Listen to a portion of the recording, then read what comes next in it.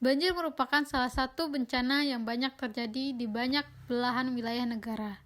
Terlebih kejadian tersebut sering terjadi pada wilayah penduduk yang padat, resapan air yang kurang baik, dan faktor ketinggian wilayah berpengaruh terhadap aliran air yang menyebabkan terjadinya banjir. Banjir merupakan sebuah bencana yang dapat mengakibatkan kehilangan nyawa dan harta benda yang tidak dapat diperkirakan.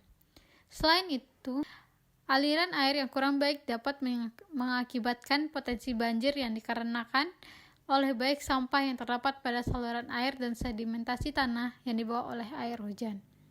Salah satu aspek yang sering diabaikan wilayah daerah aliran sungai atau DAS. Saya akan membahas sistem desain prototipe alat deteksi banjir, yang dimana bisa dilihat di sini terdapat 4 buah macam sensor, yakni ultrasonic, rainmeter, flowmeter, dan juga lidar. Dikarenakannya aplikasi yang saya gunakan sepenuhnya tidak mensupport dalam pembentukan desain, jadi memang penggambaran desain ini sendiri seadanya. Namun jangan khawatir, pada gambaran yang saya sudah desain, saya akan jelaskan penempatan sensor dan kegunaannya. Dapat dilihat bahwa tiang yang berbentuk seperti lampu taman merupakan lidar, yang dimana kerja lidar ini sendiri memindai aliran sungai dan memeriksa apakah terdapat endapan atau objek lain yang berada pada aliran sungai. Selanjutnya, untuk mengukur ketinggian air, kami menggunakan sensor ultrasonik yang diletakkan pada dinding bawah alas bendungan sungai atau di atas lubang air. Untuk mengukur debit air hujan, kami menggunakan rainmeter yang diletakkan pada atas alas dekat lidar.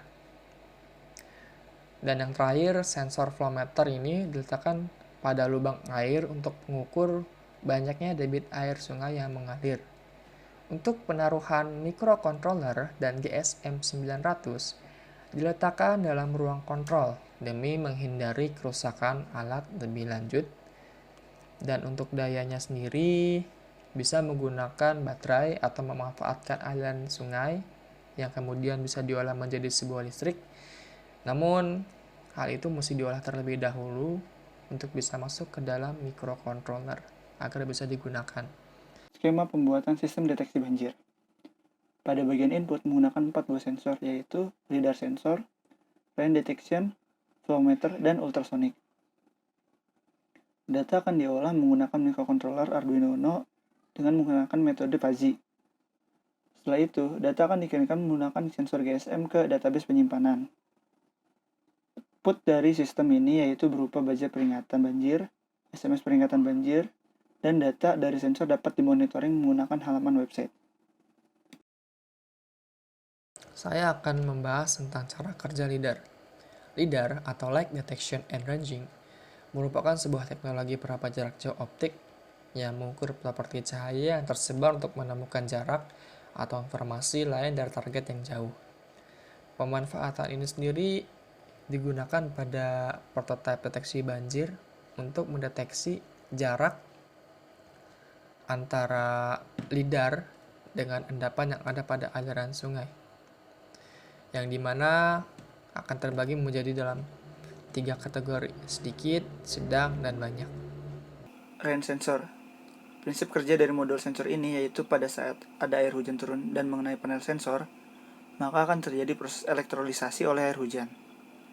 Dan karena air hujan termasuk dalam golongan cairan elektrolit, yang dimana cairan tersebut akan menghasilkan arus listrik. Pada sensor hujan ini terdapat komparator yang dimana output dari sensor ini dapat berupa logika high and low. Serta pada modul sensor ini terdapat output yang berupa tegangan pula, sehingga dapat dikoneksikan ke pin khusus Arduino yaitu analog digital converter. Dengan singkat kata, sensor ini dapat digunakan untuk memantau kondisi ada tidaknya hujan di lingkungan luar, yang dimana output dari sensor ini dapat berupa sinyal analog maupun sinyal digital. Prinsip atau cara kerja dari sensor flowmeter adalah mengukur aliran air dengan cara menghitung putaran sebuah kincir air di dalam flowmeter yang otomatis berputar jika ada aliran air yang melewatinya. Dalam kincir air disematkan sebuah rotor yang memiliki medan magnet dan ketika berputar akan menghasilkan medan magnet yang berprinsip Hall effect. Dari event ada medan magnet dan tidak ada medan magnet yang berulang-ulang saat kincir air berputar akan menghasilkan output berupa gelombang kotak.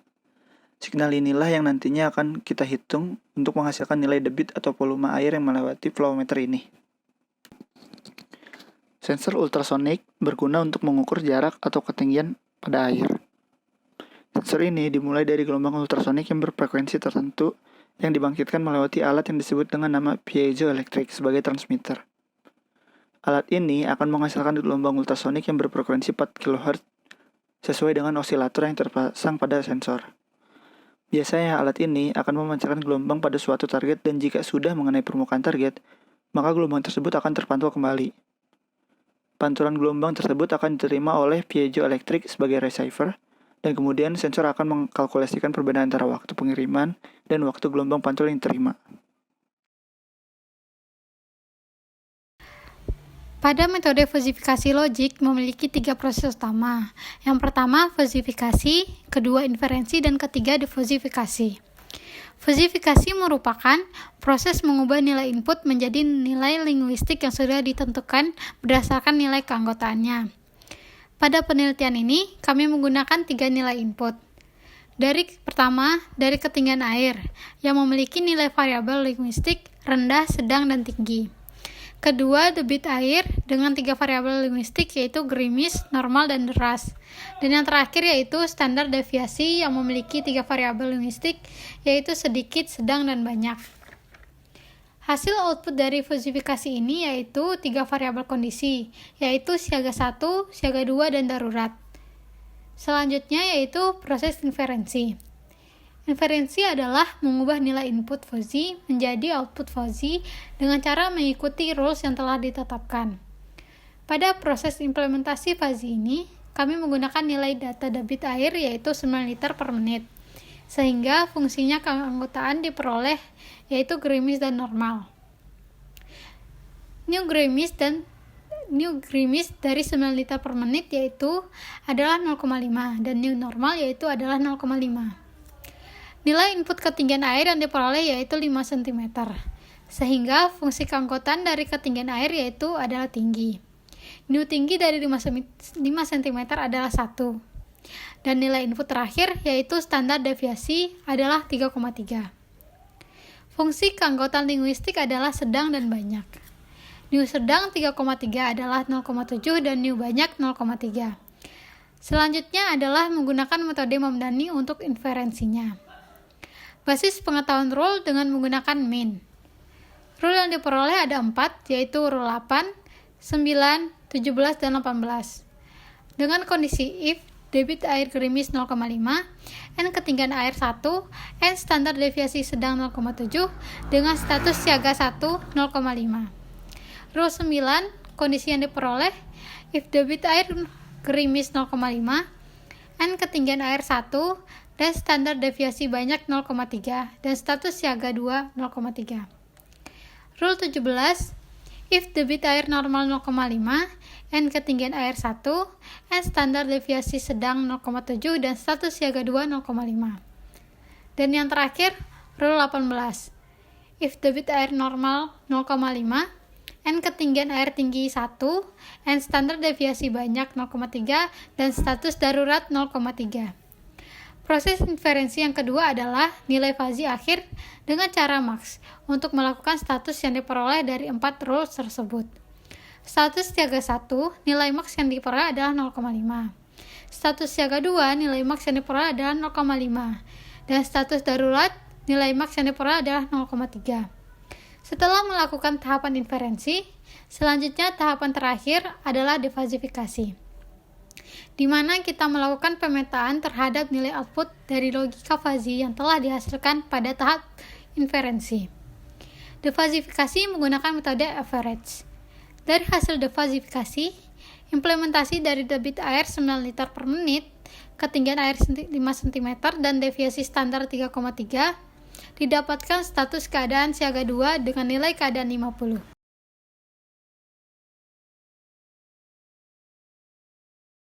flowchart detection float. Yang pertama, setelah dihidupkannya perangkat, dia akan connect to GSM modul. Kalau misalnya dia tidak connect, dia akan kembali lagi mengkonekkan dirinya.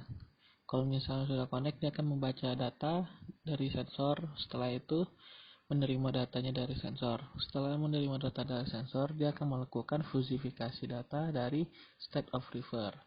Nah, di state of refer ini dia mempunyai 3 bentuk. Yang pertama A1B1, A1-nya itu beep, B1-nya itu adalah light, cahaya untuk menandakannya. Jadi A1B1 beep like sekali, A2B2 beep like 2 kali, A3B3 beep sama like-nya loop. Jadi terus-terusan untuk menandakan itu dalam keadaan darurat. Nah, contoh kasus jika hujan gerimis dan tinggi air yang rendah, dia akan menghidupkan sensor beep A1B1. Nah, kalau misalnya dia menghidupkan beep A3B3, itu contohnya jika hujannya tinggi, cuaca, misalnya ingin menghidupkan sensor A3B3 di mana jika cuacanya tinggi terus curah airnya tuh tinggi, dia akan menghidupkan sensor A3B3 di mana melakukan darurat. Setelah itu dia akan mengirimkan datanya ke time storage untuk sementara waktu. Lalu dari time storage dikirim ke data storage. Setelah data storage, dia akan memonitoring refer via web. Lalu mengirimkan send alert float-nya. Kalau dia tidak terkirim send alert float-nya, dia akan kembali lagi ke membaca data dari sensor. Setelah itu mengirimkan SMS ke pengguna. Seperti itu. Terima kasih. Pemantauan website dan notifikasi SMS di mana nanti banjir bisa dideteksi di web dan akan dimasukkan ke notifikasi SMS. Nah, di sini ada flowchartnya, di mana flowchartnya itu berawal dari masuk ke dalam website, kemudian Anda akan disuruh registrasi. Kalau misalnya belum registrasi, dia akan diarahkan ke tempat registrasi untuk mengisi data diri, nomor HP dan email. Setelah itu akan diverifikasi apakah data sudah benar, lalu data disimpan, lalu Anda akan hubungkan ke menu login. Setelah itu nanti di dalam menu website terdapat beberapa status-status tentang banjir terbaru yang sedang melanda. Terus nanti data disimpan di database. Kemudian dari database mengirimkan warning melalui SMS.